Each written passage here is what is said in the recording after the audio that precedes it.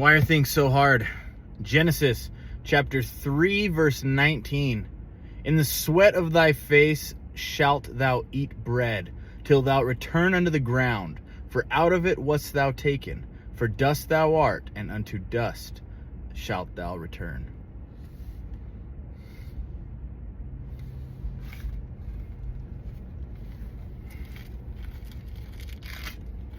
Woo! Gotta mark my spot here.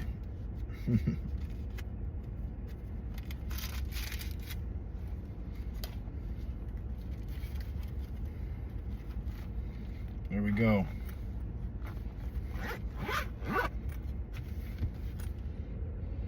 Jesus is the Christ. Don't ever forget it.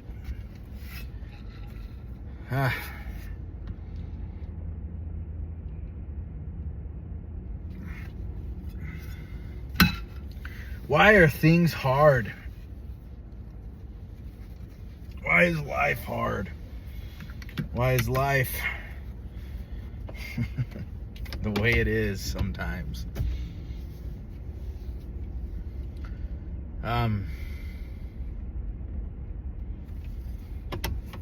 So obviously where we're at in Genesis, the beginning is Adam and Eve have partaken of the fruit of the knowledge of the tree of the knowledge of good and evil, and they hid themselves. They heard God's voice.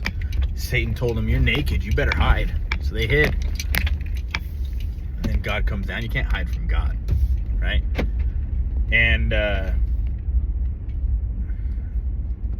he starts telling them, "Look, you guys ate of the fruit." Well, they confessed. They told him they did, right? And so he says to him, "All right, I told you not to do that." And so here we are. And that verse is neat because it says,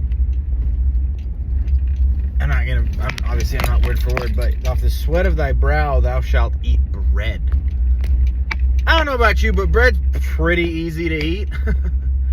Bread is pretty, like, my wife has been making her own sourdough bread.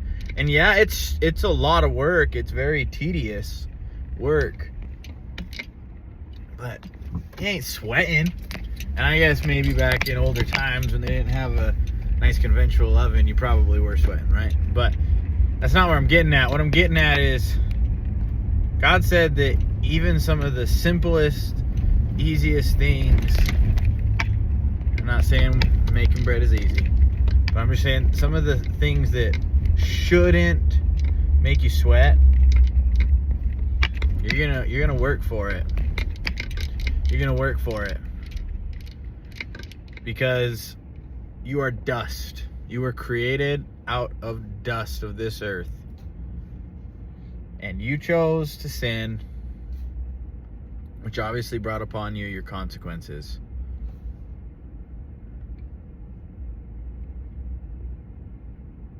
So why are things hard? Things are hard because we choose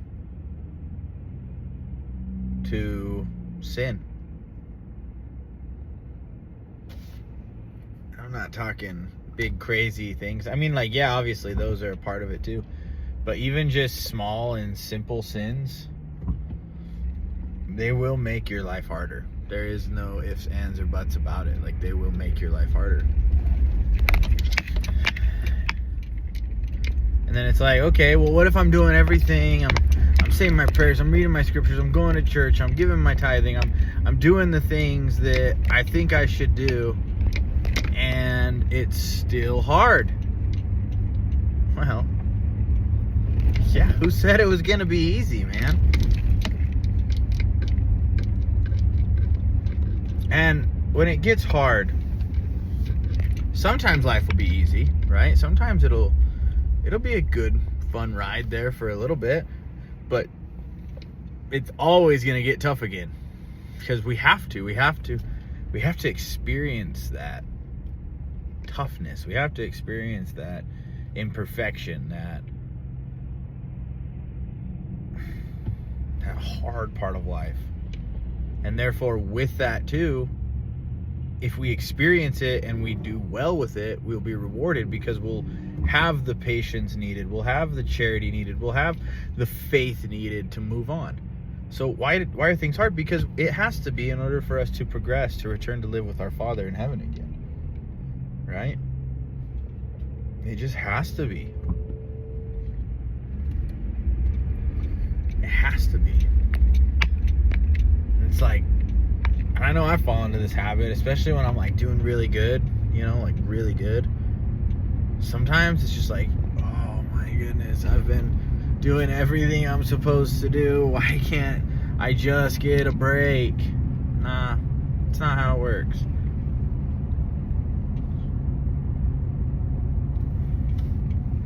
It's not how it works. You gotta learn to take the punches, to roll with them, to push yourself, to feel let down in order to progress and grow and become who you want to be.